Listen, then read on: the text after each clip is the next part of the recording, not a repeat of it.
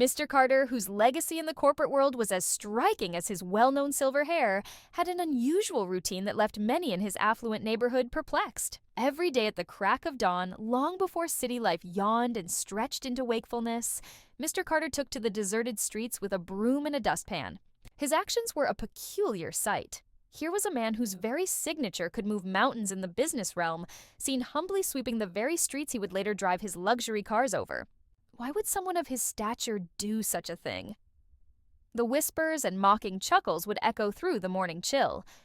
For many, the sight of Mr. Carter rummaging through yesterday's remnants seemed beyond ridiculous. One brisk morning, a group of curious youngsters decided to muster the courage to ask him directly. As he swept the street corners, meticulously collecting every piece of trash as if each were a precious gem, one young boy asked, "Mr. Carter, why do you clean the streets when you don't need to?" Mr. Carter paused, leaning on his broom, eyes crinkling thoughtfully.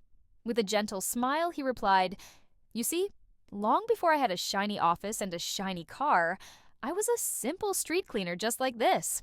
Cleaning these streets reminds me of where I started.